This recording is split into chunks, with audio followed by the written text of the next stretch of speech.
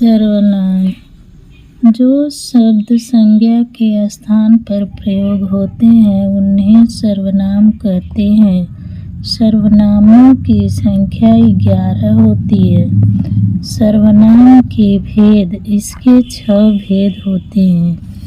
Number 1 पुरुषवाचक सर्वनाम, number 2 निश्चयवाचक सर्वनाम, नंबर 3 प्रश्नवाचक सर्वनाम, नंबर 4 निजवाचक सर्वनाम, नंबर 5 अनिश्चयवाचक सर्वनाम, नंबर 6 संबंधवाचक सर्वनाम।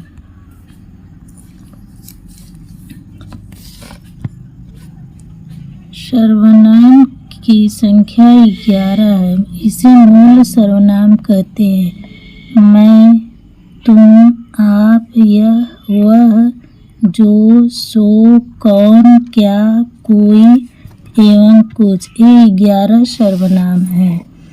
नंबर 1 पुरुषवाचक सर्वनाम।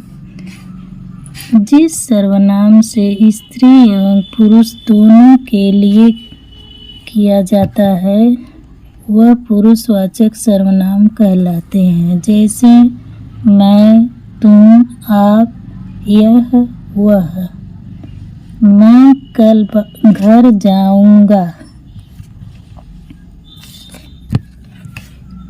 पुरुषवाचक सर्वनाम 3 प्रकार के हैं। प्रथम पुरुष, मध्यम पुरुष, उत्तम पुरुष।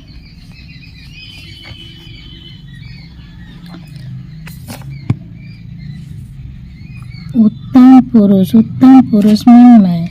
जो वाक्य में बोलने वाला होता है वही उत्तम पुरुष कहलाता है, जैसे वक्ता। मध्यम पुरुष तुम, आप। जो वाक्य में बात को सुन रहा है श्रोता वही मध्यम पुरुष है। अन्य पुरुष यह और वह, जिसके विषय में बात हो रही है वह अन्य पुरुष कहलाता है। जैसे मैंने तुमको बताया था कि वह घर नहीं जाएगा। मैंने यह उत्तम, तुमको मध्यम, वह अन्य पुरुष।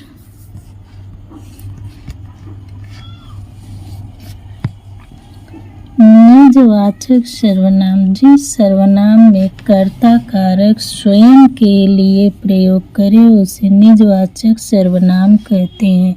जिसे आप, स्वयं, खुद। जैसे मैं अपने आप चला जाऊंगा। निश्चयवाचक सर्वनाम। जिस सर्वनाम से किसी वस्तु, व्यक्ति या पदार्थ के विषय में निश्चित ज्ञान हो उसे निश्चयवाचक सर्वनाम कहते हैं। जैसे यह हुआ, यह किताब मोहन की है। यह निश्चयवाचक सर्वनाम। वह लड़का कल भी आएगा।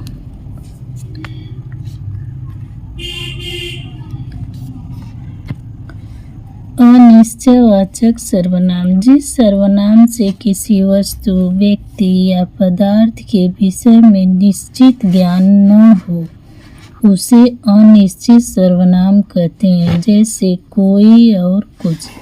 आपके घर कोई आया है।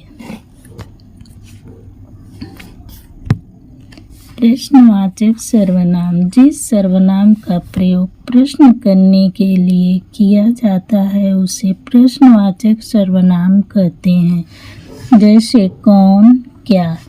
तुम्हारे घर कौन आया है। तुम क्या कर रहे हो।